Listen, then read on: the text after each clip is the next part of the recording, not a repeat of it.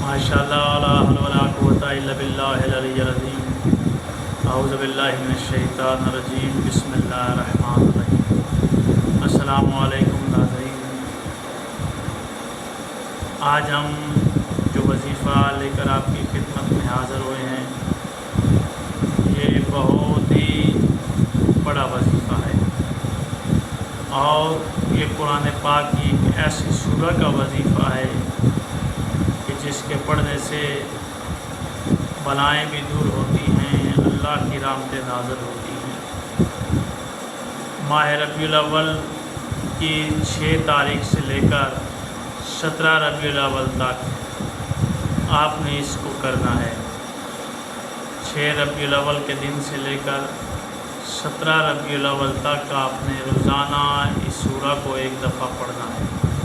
جو یہ قرآن کی سورہ میں بتانے جا رہا ہوں یہ بہت ہی بڑی اہمیت کی حامل صورت ہے، اور امام محمد باقر علیہ السلام نے امام جعفر صادق علیہ السلام کو تعلیم فرمائی، اور امام جعفر صادق علیہ السلام نے اپنے شاگردان جو خاص تھے ان کو تعلیم فرمائی، اور پھر اسی طرح یہ سورہ ہر کوئی پڑھنے لگ گیا، اور اللہ تعالیٰ کی اس سورہ پڑھنے سے رحمتیں برکتیں نازل ہونے لگ گئی۔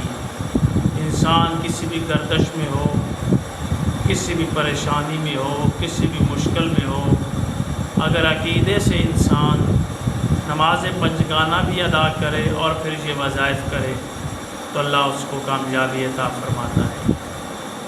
تو آج جو میں وظیفہ آپ کو بتانے جا رہا ہوں وہ وظیفہ آپ نے 6 ربیع الاول سے لے کر 17 ربیع الاول تک کرنا ہے، اور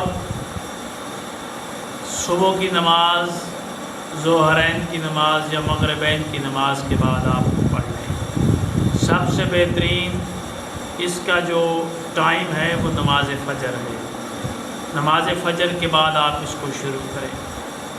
وہ جو سورہ میں بتانے جا رہا ہوں روزانہ آپ نے ایک دفعہ اس سورہ کو پڑھنا ہے، اور اس سورہ کو پڑھ کے پھر آپ نے اپنے لیے دعا مانگنی ہے۔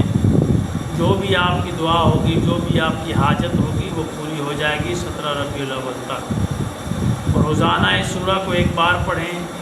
وہ سورہ جو ہے وہ 27ویں پارے کی سورہ ہے، سورہ رحمان۔ سورہ رحمان اس کو آپ نے ایک دفعہ روزانہ تلاوت کرنا ہے 17 ربیع الاول تک، اور انشاءاللہ اللہ کی رحمتیں، اللہ کی برکتیں آپ پر نازل ہوں گی۔ یہ بہت بڑا وظیفہ ہے، بہت بڑا۔ اس کو آپ کریں، انشاءاللہ آپ کتنی بھی بڑی گردش میں ہوں گے اس گردش سے باہر نکل آئیں گے، اس مشکل سے باہر آ جائیں گے، اور اللہ کی رحمتیں آپ پر نچھاور ہونا شروع ہو جائیں گی۔ اللہ کے فرشتے آپ کو اپنی حفظ و امان میں دے دیں گے، یعنی کہ یہاں تک اس کا ثواب ہے سورہ رحمان پڑھنے کا۔ اگر آپ 6 ربیع الاول سے لے کے 17 ربیع الاول تک دن کے وقت میں یا فجر کی نماز کے بعد آپ پڑھیں تو یہ بہت بڑا بہترین وقت ہوگا، اور اللہ تعالیٰ آپ کی دعاؤں کو قبول بھی فرمائے گا۔ اس وظیفے کو کریں، اللہ آپ کو کامیابی عطا فرمائے گا۔ اللہ آپ کا اور ہمارا حامی و ناصر ہو۔ خدا حافظ۔